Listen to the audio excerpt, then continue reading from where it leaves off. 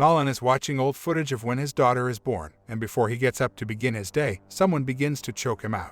His daughter, Eva, calls him and asks him to get ready or she would be late for school. Realizing that it was just overthinking, Nolan starts to prepare for his day. Nolan is having a hard time remembering things, for which he has reminders set up in the form of sticky notes all over his home. Eva reminds him of the name of his boss, Kathy, for whom Nolan has been working as a lead photographer. Before leaving, Nolan notices a hole in the wall and hears a voice note from Dr. Brooks, who has been inviting him to join a cognitive research study. Nolan drops Eva off at school and meets his boss. Kathy tells him that she can't have him around anymore, as, after his severe accident, he is unable to provide the level of work he used to in the past. An upset Nolan goes to meet his lifelong friend, Gary, in the hospital. Gary asks him about his fractured hand, and Nolan tells him that he punched a wall out of frustration. Gary is surprised to hear this, as he believes Nolan never used to get this angry. Gary suggests that they should see Dr. Brooks, as she is one of the leading researchers in her field, and they have tested all the traditional doctors to no avail. They both head to her office and ask for her. Before she could call Nolan in, he analyzes a video being played nearby in which she has successfully created a device that could wake patients up from severe accidents or coma.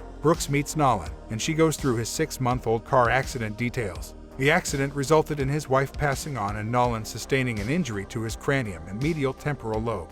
He gained consciousness 3 days later, and ever since then, he has been suffering from amnesia. Brooks explains to Nolan the process of hypnosis, and informs him that hypnosis will help her in knowing if the pathways to his memories are corrupted or not. Only then she would be able to bring his memories back. Brooks tries to hypnotize Nolan by asking him to focus on a cursor that is in front of him. Nolan enters a large black empty space and hears something as if it's crawling toward him. Something touches Nolan from behind and he comes out of the hypnosis. He tells her that he is seeing that thing in his nightmares as well. Brooks assures him that his subconsciousness is still well active and would successfully regain his memories after a few sessions. Meanwhile, Nolan has forgotten to pick Eva up from school, and she arrives with her teacher. Her teacher informs Nolan that this is the 3rd time that Nolan has forgotten to pick her up from school, and if it continues to happen in the future, she would have to notify child services. Nolan apologizes to Eva for the tough time she's going through because of his condition, but assures her that he is trying to get better. Brooke tells Nolan that everyone has certain key memories that are being played in a constant loop in their subconsciousness. Brooke plans on putting Nolan in his key memories in order to gain his entire memory back. She has developed a device named Black Box, and she would use it to put Nolan in hypnosis and later on in his key memories. The plan is to put Nolan in as many key memories as possible. She asks him to imagine a safe room, a place where Nolan would feel highly comfortable, where he would arrive after being hypnotized so that the process of moving into key memories can be easy for him. He imagines Eva's bedroom as his safe room. He finds a wristwatch over there, and Brooks instructs him that if he pushes the crown of the watch, he would be transported to one of his memories, and if he spins the crown, he would be transported to another one. Nolan hits the crown of his watch and is teleported to his memory of his wedding.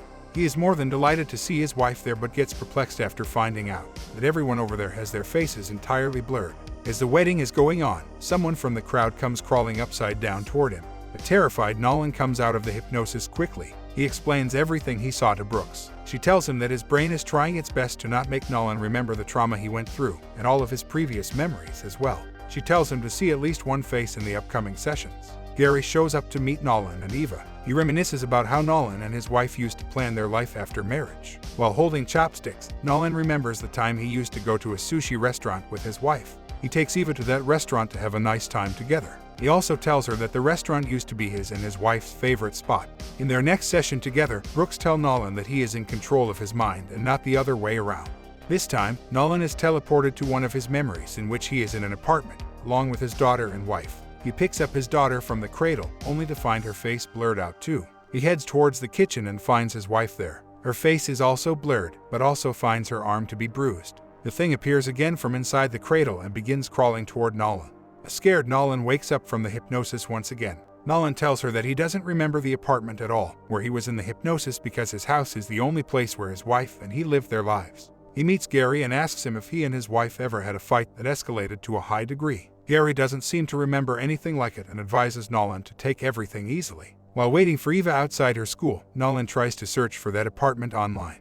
He finds the address online, and both of them decide to go there. Nolan feels uneasy just by the sight of the apartment. Nolan knocks on the apartment's door, and it is answered by a small girl that lives with her mother. Nolan enters the apartment and feels more uncomfortable after finding out that it looks the exact same as the one he saw in his hypnosis. He takes Ava and leaves in a hurry. Nolan meets Gary once again, and he asks him if he ever betrayed his wife for someone else, to which Gary responds that Nolan loved his wife more than anyone else. Gary seems suspicious of Nolan's sessions with Brooks. Gary goes through the medical details of Nolan after his accident. He finds out that all of the traditional doctors had given up on Nolan, and Brooks took him to her lab, where after a few days Nolan gained consciousness. Gary seems to be in even more doubt now, as he wonders why Brooks would take him to her lab. In another session, Nolan first witnesses his wedding again, but teleports to the apartment memory when he sees the crawling thing. He sees that thing once again, but this time he overcomes his fear and kicks it away. Meanwhile, Gary is consulting another doctor as to why Brooks would take an unconscious Nolan to her lab, and the doctor assures him that she is the reason why Nolan is alive in the first place. Nolan now teleports to another memory where he is in a hospital bed after his accident. This time he is able to see the face of his wife, but he finds out that she isn't his wife, as that woman is the one he saw in the apartment. Nolan returns to his safe room and finds himself as another man. He discovers that the memories he has been seeing all along weren't his, but it was the memories of Brooks' son, Thomas. Nolan wakes up as Thomas and is highly confused about what is going on.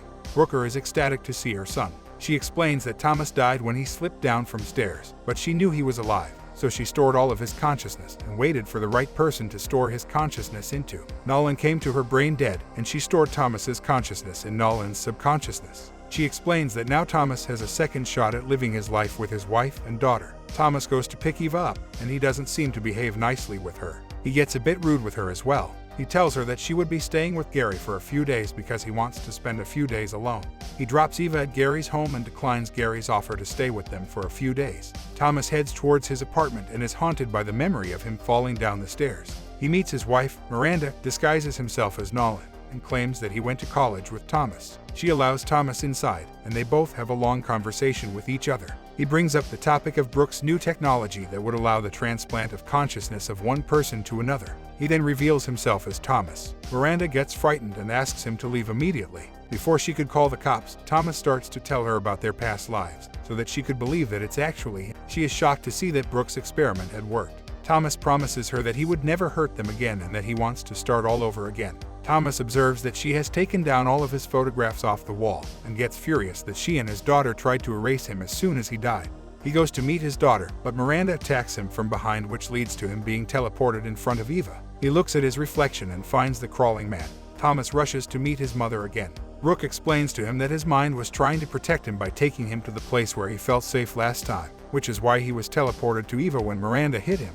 Brooke makes Thomas understand that this is his last chance at making things right with his wife and daughter. She also tells him it's also his final opportunity to make a name in this world like his mother has, and not be abusive like his father used to be. Gary is still worried about Nolan and looks up the apartment address on the internet.